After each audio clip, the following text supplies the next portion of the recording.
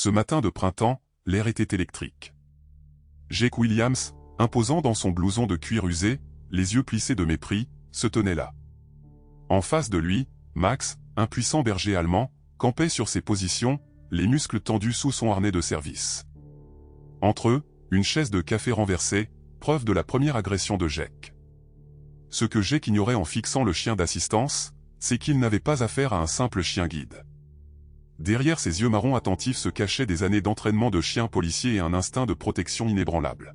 « Dégage de mon chemin, clébard », grogna Jake.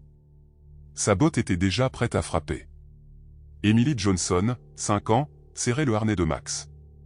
Ses yeux aveugles étaient grands ouverts, emplis de peur, et son petit corps tremblait. Le grognement sourd de Max s'intensifia, non pas une menace, mais une promesse. La botte de Jake se lança et, en une fraction de seconde, tout changea. Max se déplaça avec une précision chirurgicale, une manœuvre défensive calculée qui envoya le motard valser en arrière sur ses compagnons stupéfaits.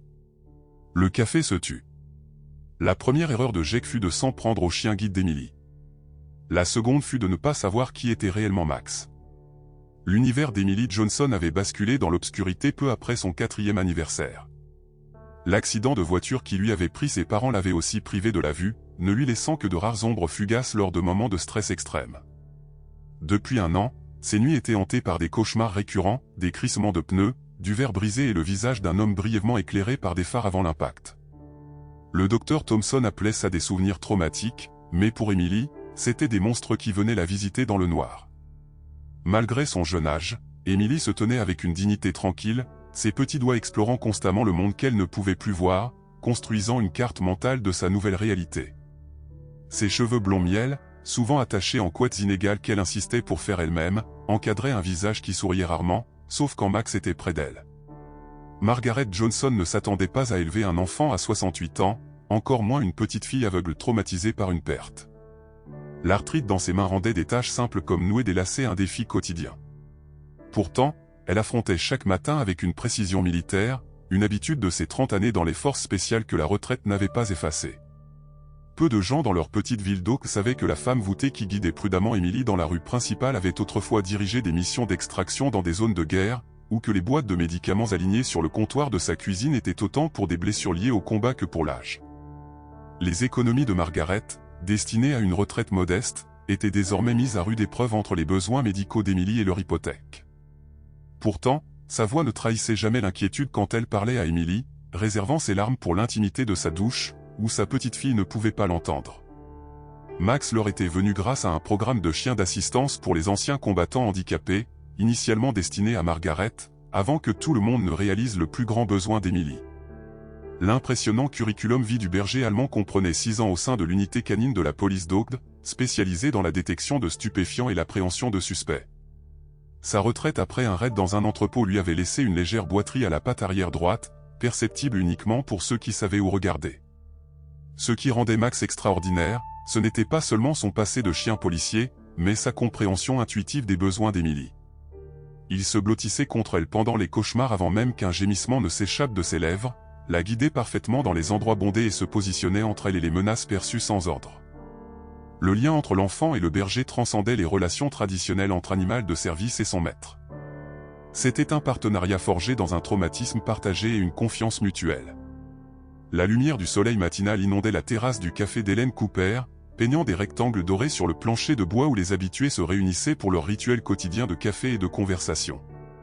Pour Emily et Margaret Johnson, le petit déjeuner de 8h30 chez Cooper était devenu un point d'ancrage dans leur routine soigneusement structurée, l'une des rares sorties où Emily se sentait confiante pour se déplacer avec l'aide de Max. Ce mardi était particulièrement spécial, car le docteur Sarah Thompson devait se joindre à elle pour discuter des progrès d'Emily. « Bonjour, Madame Cooper », lança Emily, reconnaissant les pas de la propriétaire du café.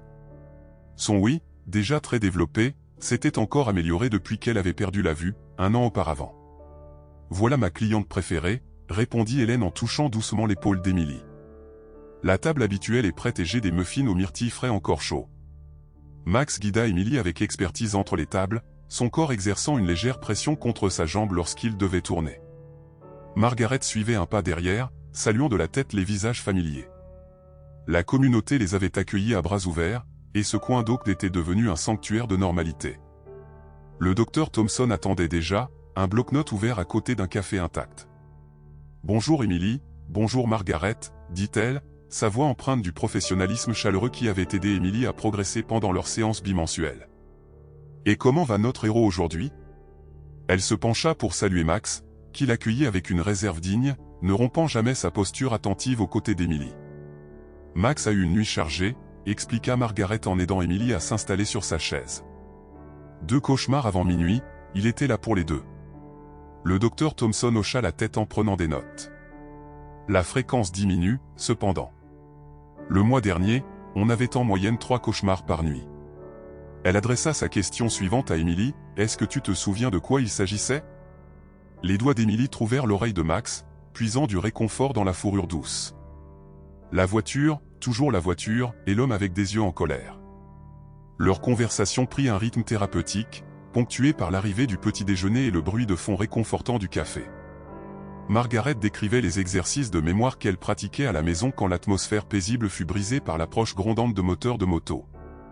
3 motos s'arrêtèrent juste devant la terrasse du café, leur pot d'échappement délibérément bruyant déclenchant des alarmes de voitures dans la rue. Le chef de file coupa son moteur avec une emphase théâtrale, retirant ses lunettes de soleil à effet miroir pour révéler des yeux bleus froids. Jake Williams, mesurant plus d'1,80 m, sa carrure musclée accentuée par un gilet de cuir orné de l'insigne des Road Reapers, balaya du regard la terrasse bondée. « Eh bien, c'est charmant ici », annonça Jake à personne en particulier, sa voix empreinte du charme artificiel d'un prédateur évaluant sa proie. « Tout le monde prend le thé ?» Margaret se rapprocha instinctivement d'Emily, tandis que la main du docteur Thompson se déplaçait pour protéger l'enfant. Max, cependant, s'était figé. Son attention était rivée sur Jake avec une intensité qui semblait transcender la conscience canine normale. L'inspection désinvolte de Jake s'interrompit lorsque son regard croisa celui de Max. Pendant une fraction de seconde, la confusion traversa son visage, rapidement remplacée par une reconnaissance stupéfaite. « Eh bien, je suis damné », murmura-t-il, reculant inconsciemment avant de se ressaisir. Ses compagnons échangèrent des regards, peu habitués à voir leur chef battre en retraite. Le café était devenu silencieux, la conversation suspendue dans la soudaine tension. Hélène Cooper sortit de l'intérieur, s'essuyant les mains sur son tablier, son expression se durcissant à la vue des motards. « Puis-je vous aider, messieurs ?» Sa question portait un sous-texte clair, « Énoncez vos affaires ou passez votre chemin », Jake l'ignora, son attention se concentrant sur Max et, par extension, Emily et Margaret. Avec une lenteur délibérée, il s'approcha de leur table, s'arrêtant juste au-delà de ce qui pourrait être considéré comme une distance respectable. « C'est un sacré chien que vous avez là, » dit-il, son ton empreint d'un courant sous-jacent qui fit réagir les instincts militaires de Margaret. « Vous l'avez dressé vous-même ?»« C'est un animal d'assistance certifié, » intervint le docteur Thompson avec calme. « Peut-être pourriez-vous poursuivre votre conversation ailleurs, nous sommes en pleine séance. » Le sourire de Jake n'atteignit pas ses yeux. « Pas de précipitation, Doc. J'admire juste le chien. » Il fit un autre pas en avant, ce qui incita Max à se déplacer subtilement, positionnant davantage son corps entre Emily et la menace perçue. Emily, sentant le changement d'atmosphère, serra plus fort le harnais de Max. « Qu'est-ce qui se passe, grand-maman » murmura-t-elle, sa voix petite mais stable. « Rien d'inquiétant, ma chérie », l'assura Margaret, bien que son propre corps ait instinctivement adopté une position qui lui permettrait de se déplacer rapidement si nécessaire. Jake étudia Max avec une intensité troublante. « Vous savez, j'ai déjà vu ce chien auparavant. » Sa main se dirigea vers la tête de Max dans ce qui semblait être un geste amical, mais quelque chose dans le mouvement avait un air menaçant. Max ne grogna pas et n'aboya pas. Son entraînement était trop poussé pour de telles réactions excessives, mais le léger hérissement de ses poils était un avertissement suffisant pour Margaret. « Veuillez ne pas toucher le chien d'assistance, » dit-elle fermement. « Cela interfère avec son travail. » Jake retira sa main avec une politesse exagérée, mais ses yeux s'étaient durcis. « Pas d'offense, je voulais juste être amical. » Il s'adressa directement à Emily, et, « Gamine, est-ce que ton chien fait des tours ou est-ce qu'il est sérieux tout le temps ?» Avant que Margaret ne puisse intervenir, Emily répondit avec une clarté inattendue, « Max m'aide à voir. Il travaille en ce moment. » « Il travaille, hein ?» J'écris, le son tranchant et sans humour. « Ouais, je parie bien. » Il se tourna vers ses compagnons. « Eh, Rick, ce chien ne te dit rien ?» Le plus petit de ses deux compagnons haussa les épaules avec inconfort. Clairement moins intéressé par la confrontation que Jake, plusieurs clients avaient commencé à enregistrer l'interaction sur leur téléphone. Sentant un problème potentiel, l'attention de Jake se reporta sur Max, son expression s'assombrissant. « Je n'oublie jamais un visage, même celui d'un chien, surtout celui qui m'a coûté 18 mois à Upstate. » Les pièces du puzzle se mirent en place pour Margaret. Jake avait dû être arrêté lors d'une opération impliquant Max pendant le service de police du chien. Sa main se dirigea vers son sac à main où son téléphone l'attendait. « Nous partons » annonça-t-elle, se levant et faisant signe au docteur Thompson d'aider Emily. « Emily, il est temps de partir. » Jake fit un pas de côté, bloquant partiellement leur chemin. « Quelle est la hâte ? Nous faisons juste connaissance. » Sa botte poussa une des chaises du café vers Max. « Votre chien semble tendu, pas très amical pour un animal de service public, n'est-ce pas ?» Plusieurs clients se levèrent maintenant, leur mouvement prudent mais résolu. Un homme âgé à la table voisine s'éclaircit la gorge. « Fils, je pense que ces dames aimeraient partir. » La réponse de Jake fut de donner un coup de pied plus fort dans la chaise, la faisant glisser directement vers Max, qu'il évita avec agilité tout en maintenant sa position protectrice aux côtés d'Emily. L'entraînement du berger était évident dans sa discipline parfaite, mais son attention sur Jake ne faiblit jamais. « Vous voyez ça ?» cria Jake d'une voix forte. Le chien est agressif, flanchant devant rien. Il feignit l'inquiétude, jouant la carte de l'audience des téléphones qui enregistraient. Est-ce que des animaux dangereux devraient être près des enfants? Quelqu'un devrait appeler le service de contrôle des animaux. Emily, submergée par la confrontation qu'elle ne pouvait pas voir mais qu'elle pouvait certainement ressentir, commença à trembler. Max se pressa contre elle, son langage corporel communiquant un réconfort tout en maintenant sa vigilance envers Jake. Hélène Cooper avait pris un téléphone derrière le comptoir. « Ça suffit » déclara-t-elle. « J'ai appelé l'officier Davis. Soit vous commandez quelque chose, soit vous quittez ma propriété. » À la mention de Davis, dont Margaret savait qu'il avait été l'ancien maître de Max dans la police, l'expression de Jake vacilla, laissant entrevoir quelque chose qui ressemblait à de l'inquiétude, avant de se replier sur une arrogance feinte. « Pas besoin de devenir officiel, » dit-il, levant les mains en signe de reddition. « Je faisais juste la conversation. » Son regard croisa celui de Margaret, une promesse silencieuse d'affaires inachevées passant entre eux. « Nous nous rattraperons une autre fois. » Alors que Jake et ses compagnons montaient sur leur moto, le regard de départ du chef de file sur Max portait une méchanceté indéniable. Les moteurs rugirent, noyant le soupir de soulagement collectif des clients du café, mais toutes les personnes présentes comprirent que cette confrontation n'avait été que reportée et non terminée. La main du docteur Thompson serra l'épaule de Margaret alors qu'elle regardait les motards disparaître dans la rue principale. « Ce n'était pas un hasard, dit-elle tranquillement. »« Non » acquiesça Margaret, calculant déjà leurs prochaines actions. « Ce n'était pas un hasard. » Elle baissa les yeux vers Max, dont l'attention restait fixée sur la direction que les motos avaient empruntée. Et il n'a pas fini. L'attention au café de Cooper persista longtemps après que les motos de Jake se furent estompées. Le docteur Thompson et Margaret échangèrent des regards inquiets au-dessus de la tête d'Emily, tandis que les clients du café murmuraient entre eux, leurs téléphones toujours serrés dans leurs mains qui avaient capturé la confrontation. Max restait inhabituellement alerte, sa posture communiquant une disponibilité que Margaret reconnaissait de ses jours militaires. Le berger était en mode protection, pas en mode guide. « Peut-être devrions-nous continuer notre séance une autre fois », suggéra le docteur Thompson, rassemblant ses notes avec un calme délibéré. « Emily, comment te sens-tu » Les petits doigts d'Emily se tortillèrent dans le harnais de Max. Il était en colère contre Max. Pourquoi était-il en colère contre Max? Sa perception, non entravée par les distractions visuelles, avait touché le cœur de la rencontre. Margaret choisit ses mots avec soin. « Parfois, les gens ne comprennent pas les chiens d'assistance, ma chérie, il n'y a rien à craindre. » « Non, » insista Emily avec la franchise propre aux enfants. Il connaissait Max. Il a dit que Max lui avait coûté du temps quelque part. Qu'est-ce que ça veut dire? Avant que Margaret ne puisse formuler une réponse appropriée à son âge, le grondement des motos qui revenaient réduisit le café au silence.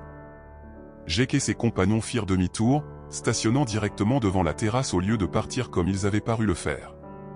La tactique d'intimidation délibérée augmenta considérablement l'évaluation de la menace de Margaret. Dr Thompson, veuillez emmener Emily à l'intérieur, dit Margaret tranquillement, son ton ne tolérant aucune contestation. Appelez Michael Davis directement, pas le poste. Alors que le Dr Thompson guidait Emily vers la porte du café, Max se déplaça pour la suivre, son entraînement l'obligeant à rester avec Emily. Margaret prit une décision rapide, donnant à Max le signal de la main pour continuer avec Emily. Le berger obéit, bien que sa réticence soit évidente dans le regard en arrière qu'il jeta vers Jake.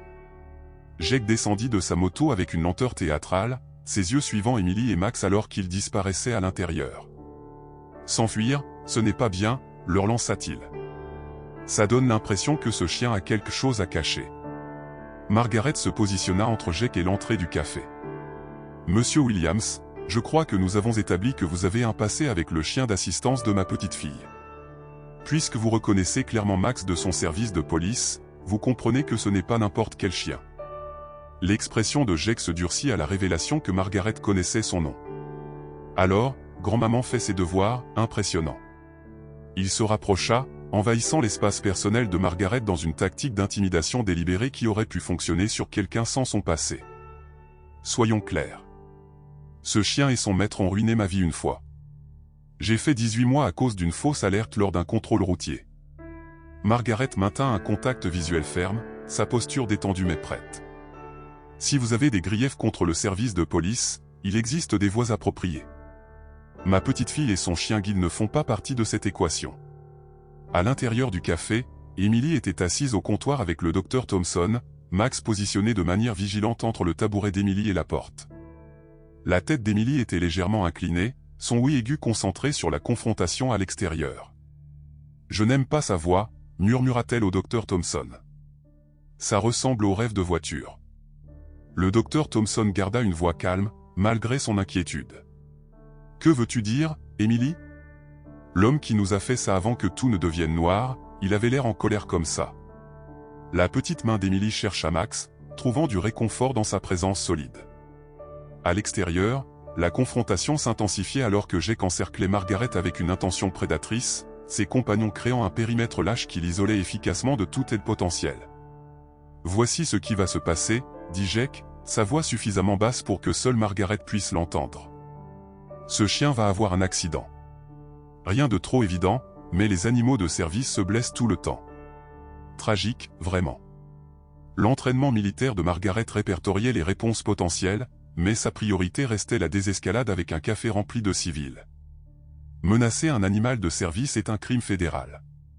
Ajouter une intimidation de témoin ferait ressembler votre peine précédente à un week-end en détention. Le rire de Jake n'avait pas d'humour. Les témoins doivent voir quelque chose se produire, vieille dame, et les flics ont besoin de preuves. Son regard se porta sur les fenêtres du café où des visages regardaient avec inquiétude. Pour l'instant, tous ces gens voient un homme avoir une conversation avec une personne âgée, parfaitement civilisée. Comme pour démontrer son point de vue, il tendit la main comme pour serrer la main, un geste clairement visible pour les spectateurs. Quand Margaret ne rendit pas l'appareil, il haussa les épaules avec emphase, jouant la carte de son public. À l'intérieur, Emily s'était raidie sur son tabouret, ses mains pressées contre ses tempes. « Max » murmura-t-elle d'urgence. « Max, je dois sortir. » Le docteur Thompson posa une main douce sur l'épaule d'Emily. « Ta grand-mère nous a demandé d'attendre ici, Emily. Elle va s'en occuper. » Emily secoua la tête avec une force surprenante. « Non, vous ne comprenez pas. Je le vois. Je le vois un peu. » L'intensité de sa déclaration surprit le docteur Thompson, qui savait que les dossiers médicaux d'Emily indiquaient une cécité totale.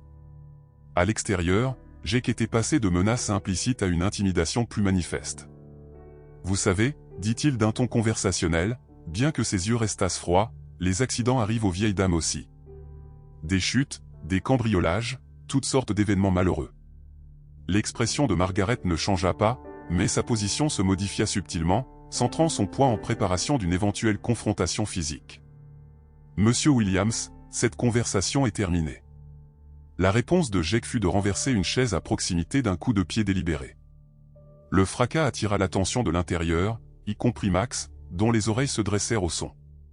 Jake profita de la distraction pour réduire la distance entre lui et Margaret, sa main se déplaçant avec une vitesse entraînée vers son bras. La porte du café s'ouvrit en grand et Max en sortit avec une énergie explosive, Emily serrant son harnais, un demi-pas derrière, le docteur Thompson criant d'alarme. Le berger n'aboya pas et ne grogna pas, mais se positionna entre Margaret et Jake avec une précision qui témoignait de ses années d'entraînement de police. La surprise de Jake face à l'apparition soudaine du chien laissa place à une intention laide. Le voilà, ricana Teil. Le fameux chien policier. Avec une méchanceté calculée, il lança sa botte vers le flanc de Max. Ce qui se passa ensuite se produisit si rapidement que les témoins donnèrent plus tard des récits contradictoires. Max évita le coup de pied avec une agilité presque surnaturelle, maintenant sa position protectrice sans contre-attaquer agressivement. Jake, déséquilibré par sa cible manquée, trébucha en avant. Max déplaça simplement son poids considérable, ce qui fit trébucher Jake et s'étaler sans cérémonie sur la terrasse du café. L'humiliation transforma l'expression de Jake, passant d'une menace calculée à une fureur brute. « Ce chien m'a attaqué », cria-t-il, jouant la carte des téléphones qui enregistraient. Tout le monde l'a vu. Mais le public avait en effet tout vu clairement. Hélène Cooper s'avança depuis la porte. « Ce n'est pas ce qui s'est passé, et vous le savez. J'ai des caméras de sécurité qui couvrent chaque centimètre de cette terrasse. » Elle montra du doigt les appareils discrets montés sous le store, et « je suis sûr que tous ces téléphones ont filmé votre tentative de coup de pied aussi. » Jake se releva en hâte, son masque de contrôle s'effondrant. « Ce chien est dangereux. Il devrait être abattu. » Emily, qui était restée silencieuse tout au long de la confrontation, s'avança soudainement, ses yeux aveugles trouvant Jake d'une manière ou d'une autre avec une précision troublante. « Je vous ai vu, dit-elle, sa voix d'enfant portant clairement sur la terrasse silencieuse. Tout à l'heure, quand j'ai eu peur, j'ai vu un peu votre visage. » La simplicité de sa déclaration créa une pause étrange dans la confrontation. L'expression de Jake vacilla, laissant entrevoir quelque chose comme de la vraie peur avant de se ressaisir. « Les enfants inventent des choses, » railla Teil, mais sa voix manquait de conviction. Margaret se déplaça aux côtés d'Emily, plaçant un bras protecteur autour des épaules de sa petite fille. « Emily, que veux-tu dire ?» Emily tourna son visage vers la voix de sa grand-mère. « Quand j'ai vraiment peur, parfois je vois des ombres et des formes pendant une seconde, comme dans mes cauchemars. » Sa petite main serra plus fort le harnais de Max, sa voix est la même que celle de l'homme dans la voiture, et son visage ressemblait aussi à l'homme dans la voiture. La conséquence des mots d'Emily sembla se faire sentir simultanément parmi les adultes présents. Le docteur Thompson se rapprocha d'Emily, son attitude professionnelle cédant la place à une inquiétude protectrice. Jake recula vers sa moto, faisant signe à ses compagnons de monter. Les enfants sont confus, les aveugles ne voient pas soudainement les choses. Sa tentative de minimisation s'effondra face à l'intensité concentrée du regard invisible d'Emily suivant ses mouvements. « Margaret !» appela Hélène depuis la porte. « Michael arrive. Dans 2 minutes. » La mâchoire de Jake se crispa à la mention de l'officier. « Ce n'est pas fini, dit-il, la menace indubitable alors qu'il enfourchait sa moto. Loin de là. » Son regard s'attarda sur Max avec un venin particulier avant de démarrer sa moto. Les moteurs rugirent, noyant davantage la conversation alors que les motards s'éloignaient à toute vitesse. Margaret s'agenouilla devant Emily, examinant le visage de sa petite fille avec une nouvelle urgence. « Emily, c'est très important. Tu as dit que tu avais vu un peu son visage, tu en es sûre ?» Emily hocha la tête, son expression sérieuse. « Juste des ombres et des formes. Quand j'ai eu vraiment peur. » Mais sa voix. Son petit corps frissonna. « Dans mes cauchemars, il y a un homme qui rit après le grand accident. Il a la même voix que lui. » Les conséquences se cristallisèrent pour Margaret avec une clarté dévastatrice. L'accident qui avait coûté la vie à son fils et à sa belle-fille et qui avait rendu Emily aveugle n'était peut-être pas un accident du tout. Et si Jake Williams était impliqué d'une manière ou d'une autre, son apparition au café n'était pas une coïncidence, elle était calculée. L'officier Michael Davis arriva quelques instants plus tard, sa voiture de patrouille s'arrêtant là où les motos avaient été. L'ancien maître-chien évalua la scène avec un professionnalisme aiguisé, son expression s'adoucissant lorsque Max s'approcha de lui avec une reconnaissance évidente. « Margaret », dit Michael, s'accroupissant pour saluer son ancien partenaire tout en gardant les yeux sur Emily et la foule rassemblée. Hélène a signalé un trouble impliquant Jake Williams. « Vous voulez me dire ce qui s'est passé ici ?» Margaret regarda sa petite fille, puis Max, dont l'attention restait fixée sur la direction dans laquelle Jake était parti. Je pense que nous venons de découvrir qui était responsable de l'accident de mon fils, dit-elle tranquillement, et je pense qu'il est venu ici spécifiquement parce qu'il a reconnu Max. L'expression de Michael se durcit de compréhension. Parlons à l'intérieur, dit-il en se redressant de toute sa taille. C'est devenu beaucoup plus compliqué qu'un simple trouble au café. Alors qu'il se dirigeait vers l'entrée du café, la main d'Emily trouva l'oreille de Max, grattant l'endroit préféré. « Tu le connaissais aussi, n'est-ce pas, Max ?» murmura-t-elle trop doucement pour que les adultes l'entendent. « C'est pour ça que tu étais si sérieux. » Max se pressa contre son côté, sa vigilance silencieuse la seule réponse nécessaire. La une du Herald du lendemain matin portait le titre « Confrontation au café de Cooper, chien d'assistance sous surveillance après un incident avec un homme de la région ». La photographie qui l'accompagnait montrait Jake étalé sur la terrasse du café, soigneusement recadré pour exclure la posture défensive de Max ou la tentative de coup de pied de Jake. Margaret plia le journal avec une précision délibérée, son calme d'entraînement militaire masquant la colère qui bouillonnait en dessous.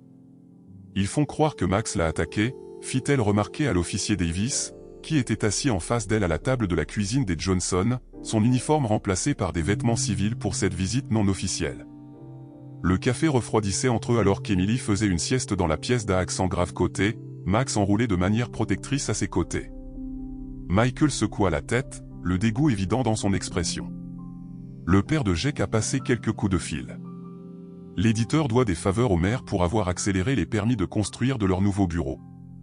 Il tapota le journal plié. Mais les médias sociaux racontent une histoire différente.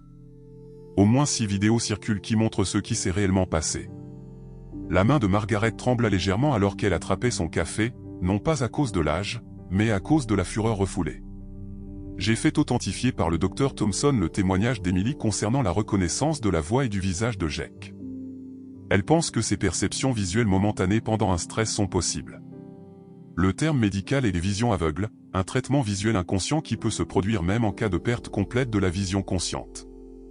Ce ne sera pas suffisant. Michael a dit, sa voix douce mais ferme, même si Emily a vu quelque chose. Le témoignage d'un enfant est difficile au tribunal, surtout celui d'un enfant de 5 ans traumatisé. Et le père de Jake n'est pas n'importe quel politicien. Le maire Williams contrôle la police, le budget du commissaire, la nomination du procureur de district, et même les rotations des juges. La posture de Margaret s'est raidie face à l'implication. Vous voulez dire que Jake peut menacer ma petite fille en toute impunité parce que son père a de l'influence? Michael s'est penché en avant, sa voix baissant. Je dis que nous devons être plus intelligents qu'eux. Jake a 3 antécédents qui ont été mystérieusement réduits ou abandonnés, 2 accusations de voies de fait et une de possession de drogue. L'arrestation pour drogue était notre affaire, celle de Max et moi, ce qui explique sa rancune. Il a fait une pause, choisissant soigneusement les mots suivants.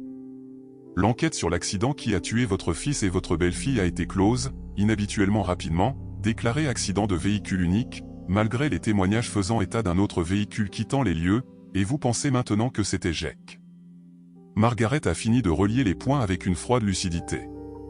Ça correspond à son schéma.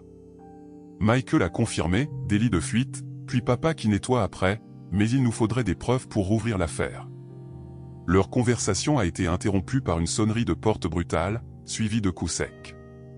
Margaret s'est dirigée vers le petit moniteur de sécurité qu'elle avait installé après avoir obtenu la garde d'Emily, une autre habitude de son ancienne vie qui semblait maintenant judicieuse.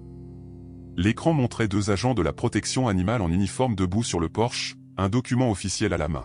« Madame Johnson ?»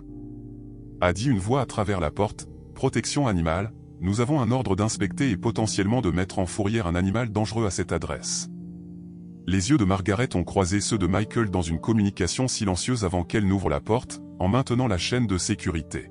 « Puis-je voir votre identification et l'ordre, s'il vous plaît ?» L'officier principal, un jeune homme avec une expression d'excuse, a fait passer les documents à travers l'entrebâillement. « Nous avons reçu une plainte concernant un chien de service berger allemand qui aurait attaqué un citoyen. Le bureau du maire a accéléré l'audience concernant un animal dangereux pour cet après-midi. » Michael s'est avancé dans le champ de vision derrière Margaret, l'officier Davis, Oak Ridge PD. Ceci est très irrégulier. Les plaintes concernant un animal dangereux nécessitent un préavis de 10 jours avant toute audience. L'agent de la protection animale s'est agité inconfortablement. Les ordres viennent directement du commissaire. Monsieur, L'audience est à 14 h aujourd'hui, mais nous avons pour instruction de prendre le chien en garde à vue maintenant. Margaret a examiné les documents avec une efficacité acquise, identifiant immédiatement les vulnérabilités juridiques. Cet ordre concerne un animal dangereux à mon adresse. Il ne précise pas le nom ou le numéro d'enregistrement de Max, ni ne reconnaît son statut de chien de service certifié, ce qui l'exemple de la juridiction standard de la protection animale. Le second agent s'est avancé. Madame, nous ne faisons que notre travail. Si vous refusez, nous sommes autorisés à revenir avec l'assistance de la police. Ce ne sera pas nécessaire. Margaret a répondu, son ton ne laissant aucune place à la discussion. L'officier Davis escortera lui-même Max à l'audience en tant qu'ancien maître de police de Max. En vertu des réglementations de l'Americans with Disability Act, le retrait d'un animal de service sans comportement dangereux immédiat crée une responsabilité pour la ville. Elle a refermé les documents avec une conclusion. Nous nous verrons à l'audience. Après le départ des agents de la protection animale, Margaret s'est tournée vers Michael. Cela confirme que c'est coordonné. Ils utilisent les voies officielles pour séparer Emily de Max, espérant probablement provoquer un incident qui justifierait son euthanasie. Le maire Williams travaille vite, a convenu Michael avec un air sombre, mais les médias sociaux aussi. Il a montré à Margaret son téléphone où les pages communautaires se remplissaient déjà de messages de soutien pour Max et Emily. Les vidéos de la tentative de coup de pied de Jake avaient été visionnées des milliers de fois, avec des commentaires remettant en question la version des faits du Herald. Margaret a acquiescé, une planification tactique évidente dans son expression. Nous avons besoin de plus que de l'opinion publique. Nous avons besoin d'une protection juridique et de preuves reliant Jake à l'accident de mon fils. Je vais contacter d'anciens collègues, a promis Michael prudemment. Il y a encore de bons policiers qui se souviennent du service de Max. Plus tard cet après-midi, la salle d'audience du bâtiment municipal d'Oak Ridge débordait de spectateurs, beaucoup portant des badges de fortune sauver les chiens de service et justice pour Max. Emily était assise entre Margaret et le docteur Thompson, ses petits doigts triturant l'ourlet de sa robe. Max était allongé calmement au pied de Michael près de l'avant, l'image même de la discipline canine. Le maire Robert Williams présidait depuis le siège central du panel de 3 personnes, sa présence imposante aux cheveux argentés commandant la salle. Jake était assis à la table des plaignants, un bandage théâtral sur le bras suggérant des blessures, que les vidéos du café avaient clairement démenti. Son avocate, une femme vêtue de façon coûteuse et issue du plus prestigieux cabinet d'avocats de la ville, rangeait les documents avec une précision acquise. Cette audience informelle va maintenant s'ouvrir, a annoncé le maire Williams, sa voix grave projetant de l'autorité. Nous sommes ici pour évaluer les plaintes contre un animal potentiellement dangereux. Il a jeté un coup d'œil à son fils avec un favoritisme à peine dissimulé. Avant de poursuivre, nous allons d'abord entendre le plaignant. Le témoignage de Jake a brossé un tableau radicalement différent des vidéos virales, décrivant une attaque non provoquée par un ancien chien de police ayant des tendances agressives connues. Son avocate a présenté des dossiers médicaux sélectifs suggérant des blessures incompatibles avec une simple chute. Quand ce fut au tour de Margaret, elle s'est approchée du podium avec une allure militaire, plaçant une clé USB devant le panel.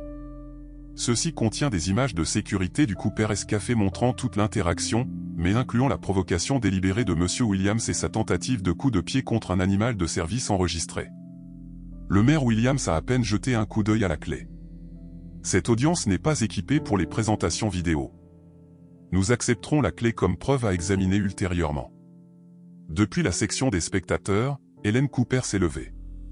J'ai déjà envoyé cette même vidéo à tous les organes de presse de l'État, a-t-elle annoncé, ainsi qu'à la division de conformité à l'ADA du ministère de la Justice.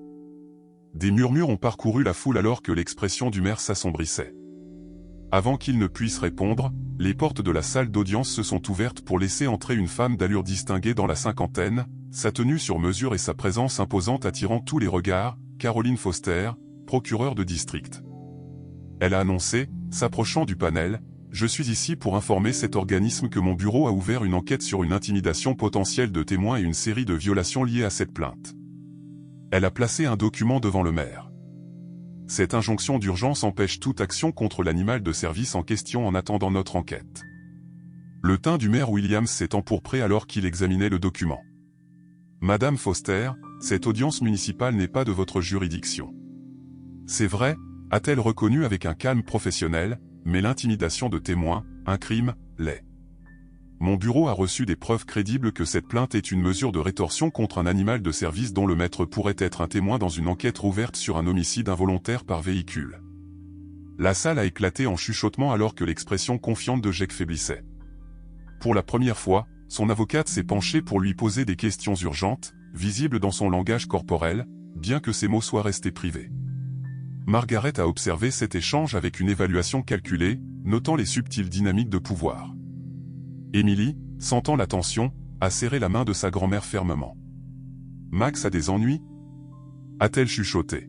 « Non, ma chérie. » Margaret l'a assuré, « Des gens importants nous aident. » L'audience s'est maintenant terminée par une suspension de la plainte concernant l'animal dangereux en attendant une enquête plus approfondie, un compromis permettant au maire Williams de sauver la face, mais qui représentait néanmoins un revers important pour la campagne d'intimidation de Jake. Alors que la foule se dispersait, la procureure de district Foster s'est approchée directement de Margaret. « Madame Johnson, j'aimerais vous parler en privé de l'accident qui a coûté la vie à votre fils, » a-t-elle dit doucement. De nouvelles preuves sont venues à mon attention et justifient la réouverture de l'enquête. Ce soir-là, alors que Margaret bordait Emily dans son lit, le téléphone a sonné avec un numéro non répertorié. Margaret a répondu prudemment, sa main se dirigeant instinctivement vers le tiroir de la table de chevet où elle gardait une petite bombe lacrymogène. « Est-ce bien Margaret Johnson ?» a demandé une voix masculine, la tension étant évidente dans son ton feutré. « Qui est à l'appareil ?» a rétorqué Margaret, signalant à Max d'être attentif par un geste subtil de la main. « Je m'appelle Rick Summers. J'étais avec Jake Williams hier au café. » La voix de l'appelant tremblait légèrement. « J'appelle parce que, écoutez, j'étais là le soir de l'accident de votre fils. Jake conduisait en état d'ébriété, a délibérément percuté leur voiture parce que votre fils l'avait coupé plus tôt. Le maire Williams m'a payé pour que je me taise. » La main de Margaret s'est crispée sur le téléphone. « Pourquoi me dites-vous ça maintenant ? » Parce que Jake est allé trop loin. Il prépare quelque chose ce soir, il a dit qu'il allait résoudre le problème définitivement.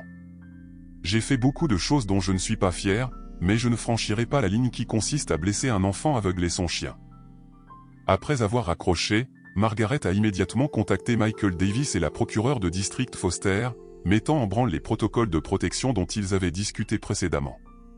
En 30 minutes, une voiture de police banalisée s'est garée discrètement de l'autre côté de la rue et Foster avait émis des ordonnances de protection d'urgence pour Emily et Max. Margaret s'est déplacée dans la maison avec une précision tactique, vérifiant les fenêtres et les portes, son ancienne formation refaisant surface avec une compétence fluide.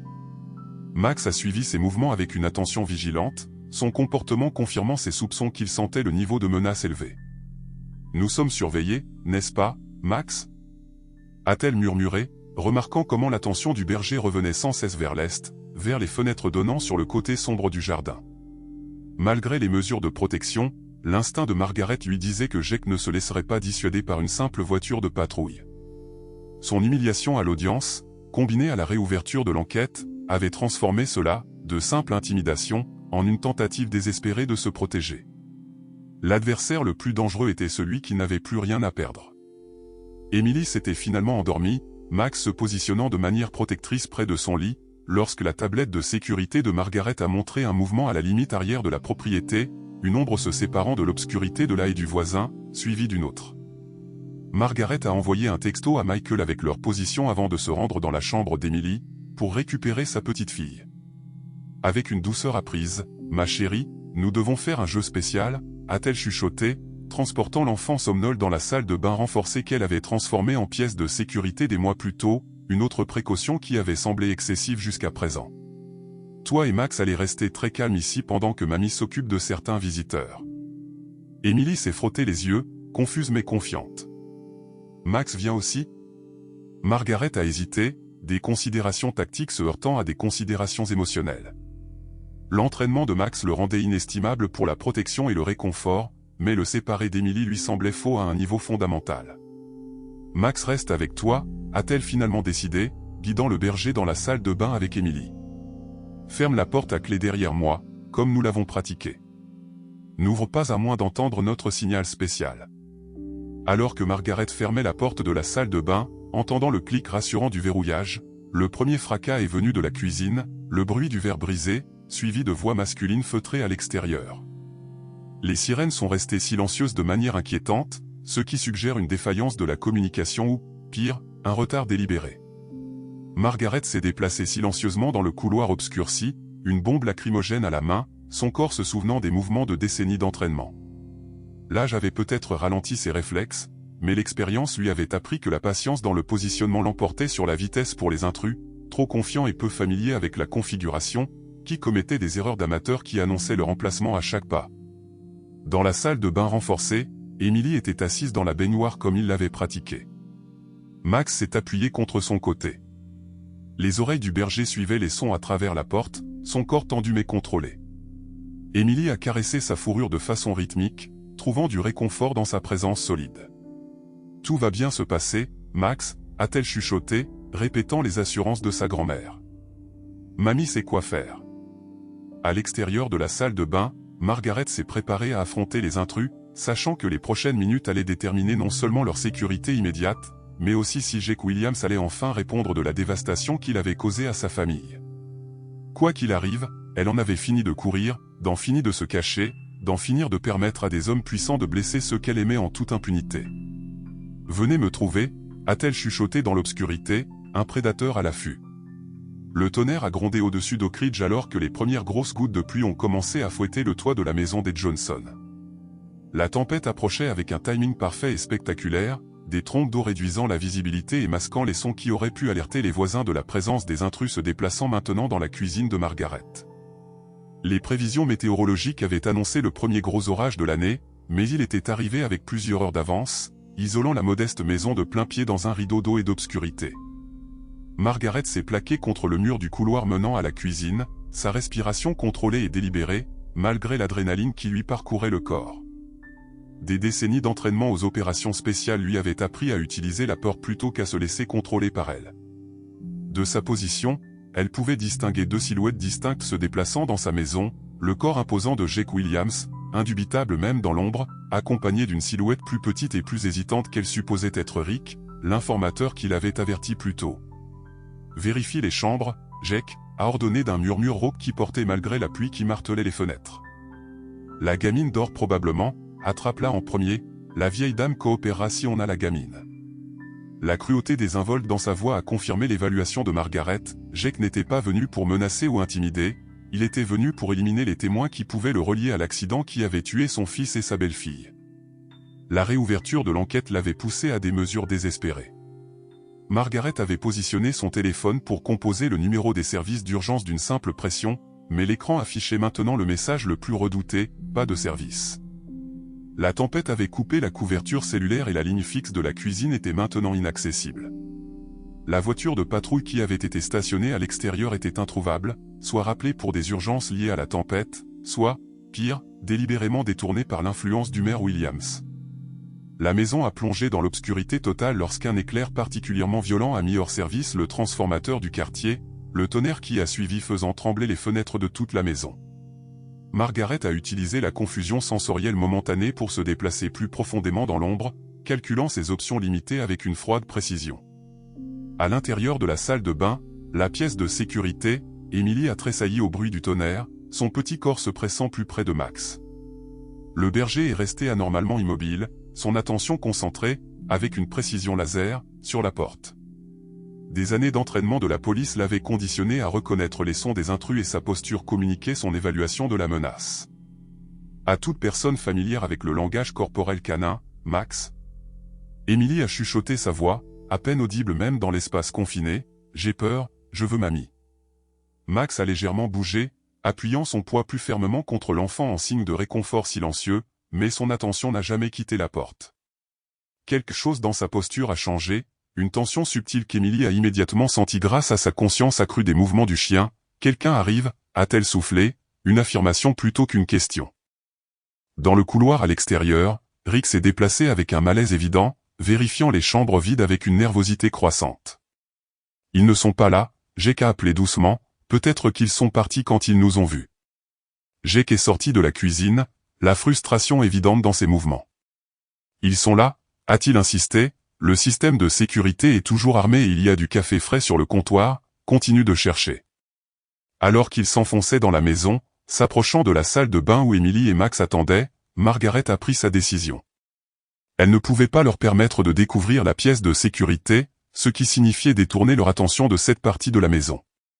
Avec un soin délibéré, elle a renversé un vase décoratif dans le salon, le fracas partiellement étouffé par un autre roulement de tonnerre, mais suffisamment distinct pour détourner les intrus. Jake a pivoté immédiatement, faisant signe à Rick de le suivre alors qu'il se dirigeait vers le son. Margaret s'est glissée dans la chambre principale, se positionnant derrière la porte alors que des pas approchaient. « Vérifie là-dedans », a ordonné Jake, restant dans le couloir tandis que Rick entrait à contre-cœur dans la chambre obscurcie.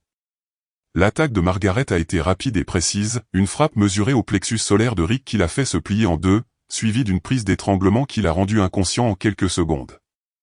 Elle a abaissé son corps silencieusement sur le tapis avant de récupérer des attaches de câbles dans le tiroir de sa table de chevet, fixant ses mains et ses pieds avec une efficacité apprise. « Rick » a appelé Jake depuis le couloir, la suspicion grandissant dans sa voix. « Qu'est-ce qui prend autant de temps ?» Quand aucune réponse n'est venue, Jake s'est approché prudemment du seuil de la porte de la chambre, une lampe de poche tactique illuminant l'espace en arc de cercle. Le faisceau a attrapé le corps inconscient de Rick sur le sol juste au moment où Margaret a tenté de changer de position, révélant son emplacement derrière la porte. La réaction de Jake a été instantanée et violente, balançant la lourde lampe de poche comme une matraque vers la tête de Margaret. Son blocage a été instinctif mais imparfait, l'impact contre son avant-bras envoyant des ondes de choc de douleur à travers des os vieillissants qui avaient autrefois absorbé de tels coups avec une plus grande résilience. La force l'a fait reculer, la faisant s'étaler contre la table de chevet. « Tu aurais dû te mêler de tes affaires, vieille femme », a grogné Jake, s'avançant alors que Margaret luttait pour se remettre sur ses pieds, son bras dominant temporairement engourdi par le coup. « Tout ce que tu avais à faire était de te taire sur l'accident, comme tous les autres dans cette ville pathétique. » L'entraînement de Margaret a remplacé la douleur alors qu'elle adoptait une position défensive. « Tu as tué mon fils », a-t-elle déclaré avec un calme mortel, « tu as laissé ma petite fille aveugle et orpheline, il n'y avait aucune chance que je laisse passer ça. » Le rire de Jake n'avait rien d'humain. « Et qu'est-ce que tu pensais faire exactement ? Mon père est le propriétaire de cette ville. » Un coup de téléphone et les preuves disparaissent, les témoins changent leurs histoires, les enquêtes sont closes. Il a fait un geste autour de la pièce obscurcie avec la lampe de poche et les fauteurs de troubles ont des accidents malheureux pendant les pannes de courant. La tempête a atteint une nouvelle intensité, la pluie fouettant les fenêtres avec une force apocalyptique. Jake s'est jeté en avant, sa taille et sa force supérieure submergeant presque les manœuvres défensives de Margaret. Bien que ses techniques soient parfaites, le produit de décennies d'entraînement, son corps de 68 ans ne pouvait pas égaler la puissance brute d'un homme de la moitié de son âge. Alimenté par le désespoir et la rage, un coup vicieux a atteint les côtes de Margaret, chassant l'air de ses poumons et la faisant tomber à genoux. Jake s'est tenu au-dessus d'elle, la lampe de poche levée pour un coup de grâce, son visage déformé par un mélange de haine et de triomphe. « Après que je me sois occupé de toi, a-t-il raillé, je vais trouver la gamine et ce foutu chien, faire croire qu'ils ont couru dans la tempête après que tu sois tombé et que tu te sois cogné la tête, un accident tragique, tout comme ses parents. » Dans la salle de bain sécurisée, l'attitude de Max a radicalement changé. L'oreille du berger s'est dressée vers l'avant à des sons qu'Emily ne pouvait pas détecter, un grognement sourd grondant dans sa poitrine, la première vocalisation agressive qu'il avait faite pendant toute l'épreuve. « Qu'est-ce qu'il y a, Max ?» a chuchoté Emily, ses mains trouvant sa fourrure dans l'obscurité. Le conflit interne du chien était évident dans sa posture rigide, son entraînement l'obligeant à rester avec Emily pour protéger sa charge principale, tandis que ses sens aigus lui disaient que Margaret était en danger imminent. Pendant un moment d'arrêt brutal, il est resté figé entre ses devoirs avant de prendre une décision qui semblait transcender son entraînement. Max a poussé doucement Emily vers la baignoire, l'espace le plus protégé de la pièce, la poussant avec une intention indubitable jusqu'à ce qu'elle grimpe à l'intérieur. Une fois satisfait de sa position, il s'est dirigé vers la porte, ses griffes claquant doucement contre le carrelage. Alors qu'il se tenait dans la tente, Emily, comprenant avec la clarté intuitive d'un enfant, a tendu la main vers la poignée de la porte, « Va aider mamie », a-t-elle chuchoté, ses petits doigts tâtonnant avec le verrou avant de finalement le déverrouiller. À l'instant où la porte s'est entr'ouverte, Max s'est glissé à travers avec une grâce fluide, son entraînement de police évident dans la façon silencieuse et déterminée dont il a navigué dans le couloir obscurci. Il s'est déplacé comme un fantôme à travers la maison, suivant les sons de la lutte, jusqu'à la chambre principale avec une précision effrayante. Jake avait retiré la lampe de poche pour un coup final lorsque 30 kilos de berger hautement entraînés l'ont frappé par derrière à pleine vitesse, une neutralisation précisément calculée qui visait son bras dominant sans infliger de blessures graves, une technique parfaite d'appréhension de la police canine. La lampe de poche a volé de la main de Jake alors qu'il s'effondrait vers l'avant, non préparé à l'attaque silencieuse. Quoi? A-t-il halté alors que Max établissait sa position, l'immobilisant avec une efficacité apprise tout en maintenant la retenue prudente qui sépare les chiens de police professionnels des animaux d'attaque. Le berger n'a pas mordu ou mordu fort, il a simplement maintenu Jake immobile, la mémoire musculaire de centaines d'exercices d'entraînement exécutés à la perfection. Margaret a utilisé le mur pour se redresser, la douleur irradiant dans son côté à chaque respiration laborieuse.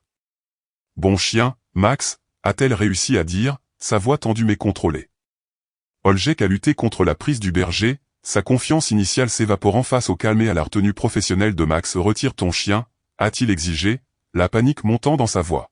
« Max ne t'attaque pas », a répondu Margaret, récupérant la lampe de poche tombée, « il te retient, exactement comme il a été entraîné à le faire, s'il voulait te faire du mal, tu le saurais. » Comme s'il comprenait ces mots, Max a maintenu sa prise précise, son entraînement étant évident dans la pression contrôlée qu'il appliquait, suffisamment pour retenir sans causer de blessures permanentes, un témoignage des milliers d'heures investies dans sa carrière de policier. Margaret s'est déplacée prudemment vers la porte de la chambre, son évaluation tactique de la situation évoluant à chaque respiration douloureuse. La situation s'était stabilisée momentanément, mais la tempête ne montrait aucun signe d'accalmie, ce qui signifiait qu'aucune communication avec une aide extérieure n'était possible. Jake était temporairement maîtrisé, mais les blessures de Margaret limitaient ses options pour le sécuriser plus durablement. Sa délibération a été interrompue par une petite voix provenant du couloir. « Mamie, Max », a appelé Emily, sa main tendue alors qu'elle naviguait dans l'obscurité inconnue, ayant quitté la sécurité de la salle de bain lorsque ni sa grand-mère ni Max ne sont revenus. « Emily, retourne dans la salle de bain », a appelé Margaret sèchement, mais il était trop tard, l'enfant était déjà entré dans la chambre, attiré par les sons de la lutte. Jake a vu son opportunité. « Et, gamine », a-t-il appelé sa voix soudainement douce, « ton chien me fait mal, appelle-le, d'accord ?» Emily s'est figée, ses yeux aveugles grands ouverts de peur alors qu'elle reconnaissait la voix, « Tu es l'homme du café, celui qui voulait faire du mal à Max. »« Ton chien est confus », a insisté Jake, « son ton calculé pour manipuler les sympathies de l'enfant, je suis un ami de ta grand-mère, dis-lui de me laisser partir. » La prétention de Jake à l'amitié s'est évaporée. « Écoute, petite peste, ça suffit. » Margaret a interrompu, se positionnant entre Emily et Jake, malgré la douleur qu'il a traversée à chaque mouvement. « Emily, ma chérie, j'ai besoin que tu sois très courageuse en ce moment, peux-tu retrouver ton chemin vers la salle de sécurité toute seule ?» Avant qu'Emily ne puisse répondre, une nouvelle voix s'est jointe au tableau tendu.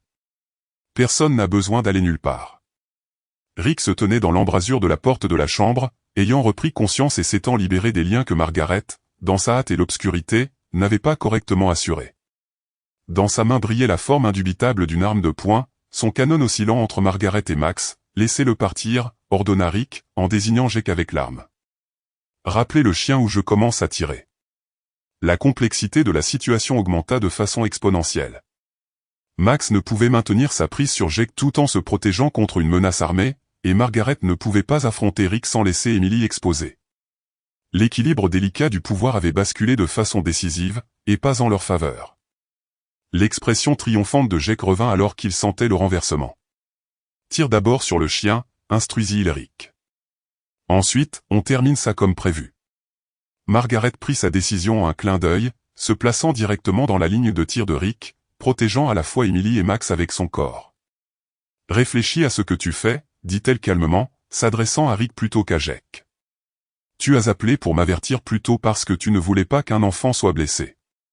Ça n'a pas changé. » Un conflit traversa le visage de Rick, l'arme vacillant légèrement dans sa prise. « Jake a dit qu'on allait juste vous faire peur pour que vous vous taisiez, » admit-il, une incertitude évidente dans sa voix. « C'est allé trop loin. »« Tu as sacrément raison », rétorqua Jake depuis sa position sur le sol, toujours retenue par Max, elle est au courant pour l'accident. La gamine peut me placer sur les lieux. On a dépassé le stade de leur faire peur. Rick, appuie sur la gâchette ou donne-moi l'arme. La tension dans la pièce atteignit des niveaux insupportables alors que la lutte intérieure de Rick se jouait sur ses traits. Emily, sentant le moment critique sans le voir, s'avança de façon inattendue depuis derrière Margaret. « Vous n'avez pas l'air d'être une mauvaise personne, dit-elle simplement, s'adressant à Rick avec une précision étrange. Vous avez l'air effrayé, comme moi après que maman et papa soient allés au paradis.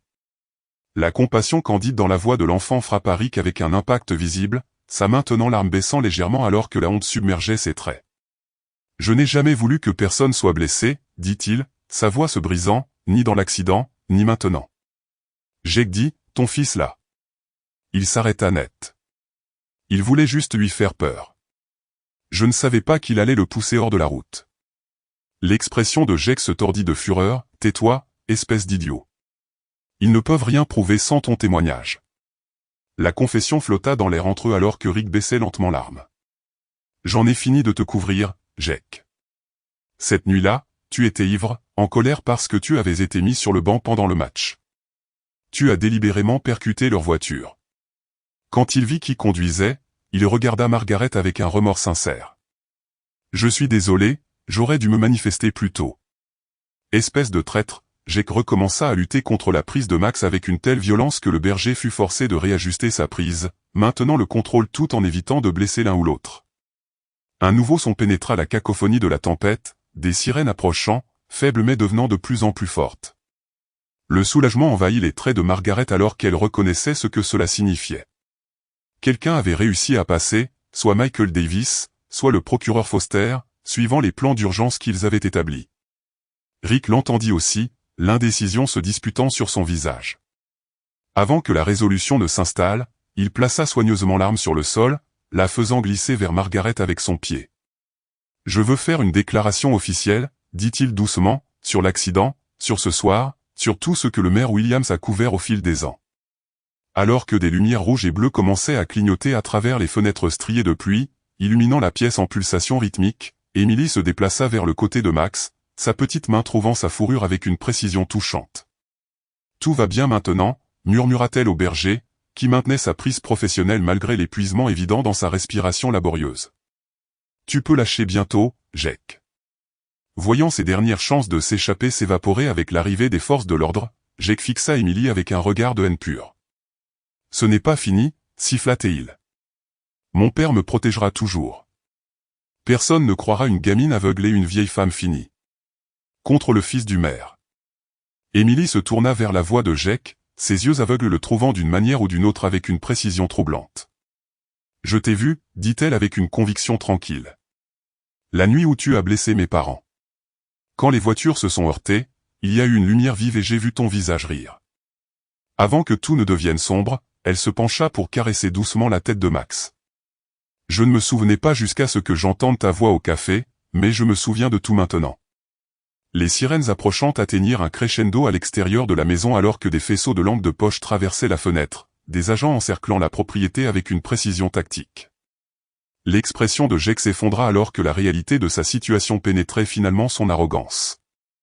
Margaret posa une main douce sur l'épaule d'Emily, attirant l'enfant contre elle, malgré la douleur qui irradiait à travers ses côtes blessées. « C'est fini, dit-elle, adressant ces mots à Emily, mais son regard fixé sur Jake. Il ne peut plus faire de mal à personne. » Max maintint sa prise vigilante, sa discipline inébranlable, même lorsque des voix appelèrent de l'extérieur de la maison, annonçant la présence de la police.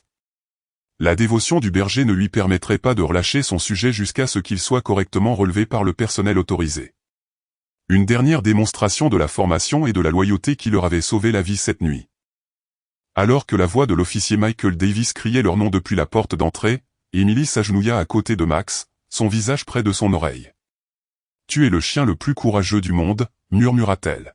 « Tu nous as tous sauvés. » Les lumières clignotantes des voitures de police et d'une ambulance peignaient l'extérieur de la maison Johnson en rouge et bleu alterné, leur illumination dure coupant à travers la pluie battante continue. À l'intérieur, les techniciens médicaux travaillaient efficacement autour de Margaret, qui était assise sur le bord de son canapé, refusant le transport complet à l'hôpital, malgré l'insistance des ambulanciers. 3 côtes fêlées et une commotion cérébrale potentielle nécessitent une évaluation médicale appropriée, Madame Johnson, expliqua patiemment le jeune ambulancier, appliquant un bandage temporaire autour du torse de Margaret. « Je ne quitterai pas ma petite fille, » répondit Margaret avec une finalité tranquille, ses yeux suivant Emily, qui était assise de l'autre côté de la pièce avec le docteur Thompson, qui était arrivé peu après la police. Max resta en position entre Emily et la porte, sa vigilance diminuant malgré la crise officiellement terminée. L'officier Davis s'approcha avec précaution, conscient de la position de protection continue de Max. La tempête se calme enfin, rapporta Teil. Le procureur Foster arrive dans 10 minutes.